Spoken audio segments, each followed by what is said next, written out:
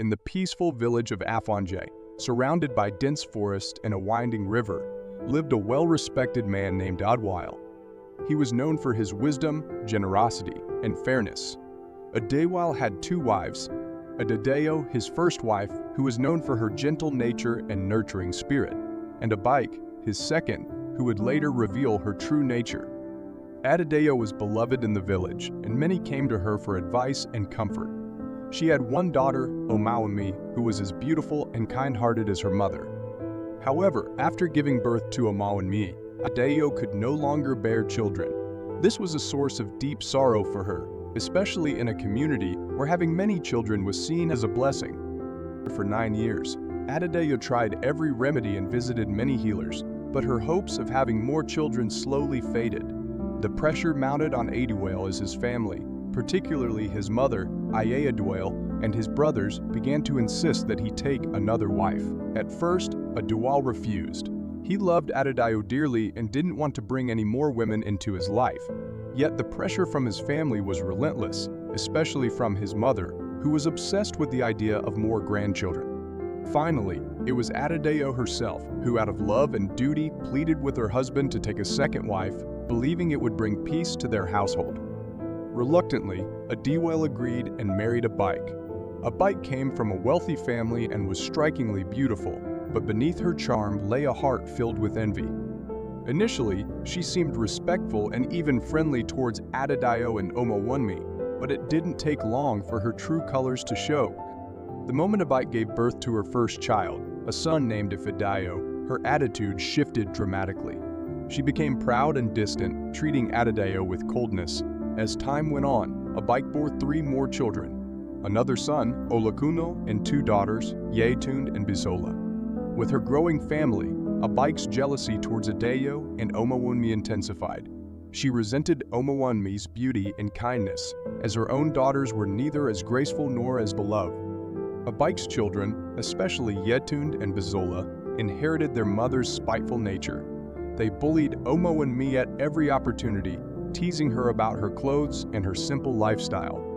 Adewale, heartbroken by the discord in his family, tried to shield Adedeo and Omawumi from Abike's cruelty. Whenever tensions rose, he would take them on trips to the neighboring town of Alaro, where they could find some peace. On one of these trips, however, tragedy struck. As they traveled along the narrow, rocky path, their horse-drawn cart veered off the road, causing a catastrophic accident. Adewale and Adedeo were both killed instantly, leaving Omawumi orphaned and devastated.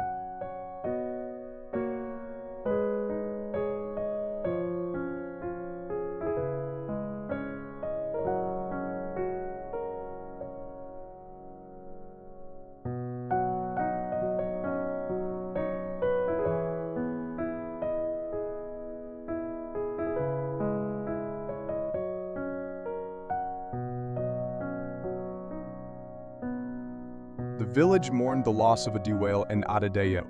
They were buried with honor, but for Omawumi, the world had become a cold and lonely place. With her parents gone, she was left entirely in the care of her stepmother, Abike, who wasted no time in turning Omawumi into a servant in her own home. From dawn till dusk, Omawumi was forced to do all the housework, cook, clean, and care for Abike's children. She was denied food, rest, and even proper clothing. Yet through all this, Omawumi remained kind and dignified. Her beauty and goodness shone even brighter in the face of adversity. Many young men from the village admired Omawumi from afar, drawn to her beauty and grace. Several came to the house to ask for her hand in marriage, but Abike, filled with jealousy, drove them away with lies. She would claim that Omawumi was lazy or that she had a bad temper and would instead promote her own daughters, Yetunde and Bisola, as better choices.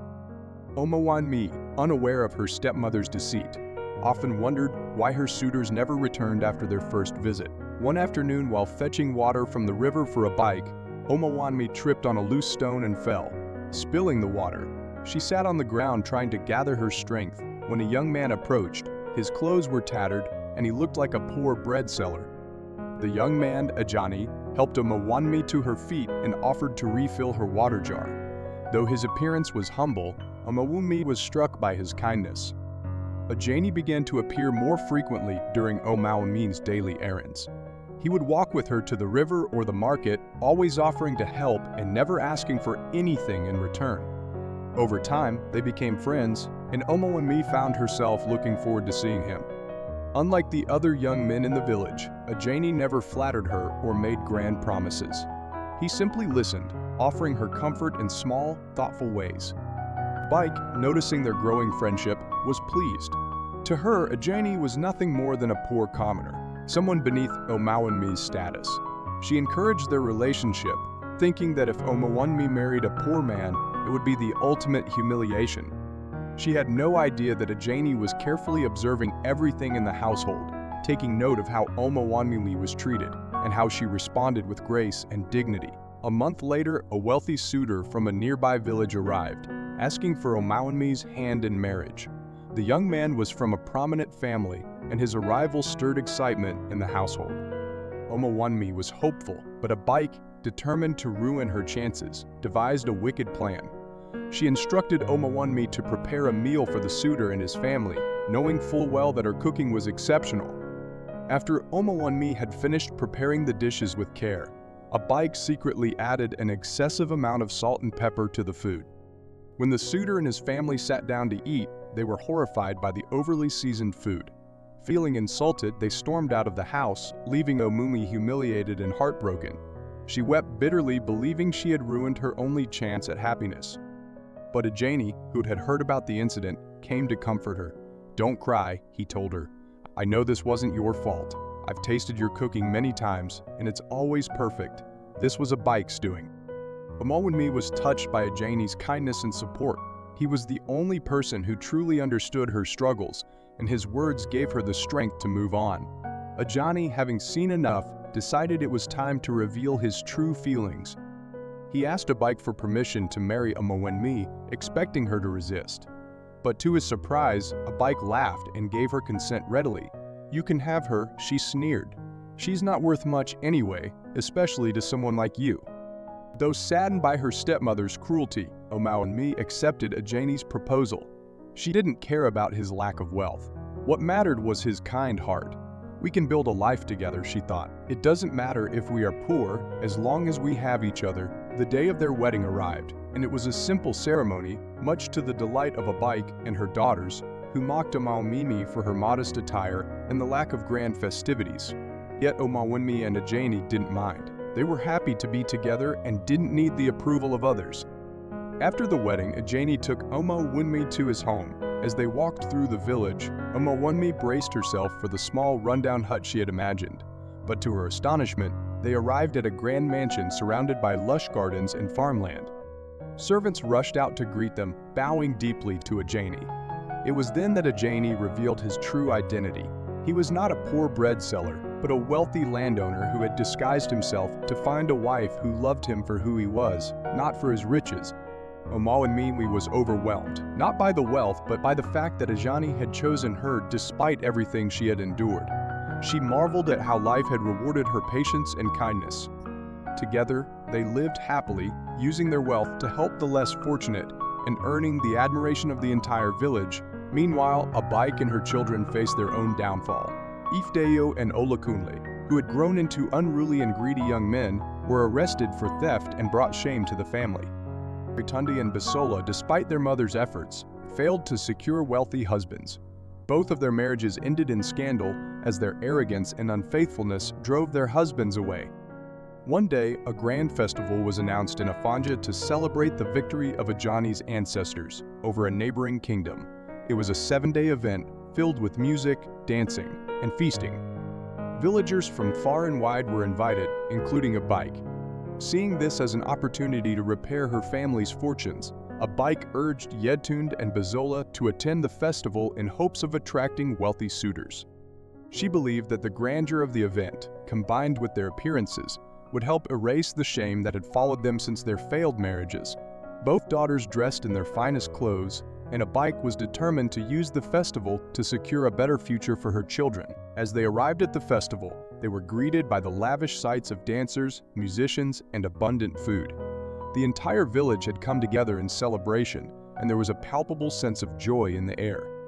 Omawumi, now dressed in beautiful attire befitting her new status as the wife of a wealthy landowner, welcomed her stepmother and stepsisters with grace. Though her heart was still heavy from the memories of their cruelty, she chose to treat them kindly, offering them food and hospitality. Yet, even as Omawumi extended her generosity, Abike's bitterness remained. Jealous of Omawumi's success and envious of the life she now lived, Abike and her daughters plotted once again to ruin her happiness. They couldn't stand the sight of Omawumi being celebrated, admired, and loved by the community, and they refused to let her happiness last. Abike hatched a wicked plan. She decided to use dark charms to enchant Ajani, hoping to make him fall in love with Yetunde instead. Abike believed that with Ajani's wealth and power, Yetunde could replace Omawumi, leaving Omawumi disgraced and abandoned. With the help of a local sorcerer, Abike obtained a powerful charm meant to control a man's heart. On the final night of the festival, under the light of the full moon, Abike and her daughters secretly placed the charm in Ajani's drink during the grand feast. They watched eagerly, expecting the magic to take effect. Yet as the night went on, nothing happened. Ajani remained by Omawumi's side, as affectionate and devoted as ever. Confused and frustrated, Abike waited impatiently for the charm to work. But the charm backfired. Instead of enchanting Ajani, it had a terrible effect on Yetunde. That same night, Yetunde fell gravely ill. She collapsed at the feast, writhing in pain, her body burning with fever. The village healer was called, but no one could explain her sudden illness. Abike was horrified, realizing that the charm had gone wrong, and she feared the consequences of her actions. Despite everything, Omawumi couldn't stand to see her stepsister suffering. She immediately rushed to Yetunde's side, helping the healer nurse her back to health. For days, Omawumi stayed by Yetunde's bedside, bringing her water, applying herbal remedies, and comforting her through the night. Abike, racked with guilt, could barely look at Omawumi, knowing full well that the girl she had mistreated was now saving her daughter's life. As Yetunde slowly recovered, Omawumi's kindness left a deep impact on both her and Baisole. They had always resented her, fueled by their mother's jealousy, but seeing her selflessness in the face of their betrayal changed something in them. For the first time, they saw Omawumi not as a rival, but as the kind and compassionate woman that she truly was. When Yetunde finally recovered, she broke down in tears, confessing everything to Omawumi. "I'm sorry," she wept. "I know we've treated you horribly, and you didn't deserve any of it.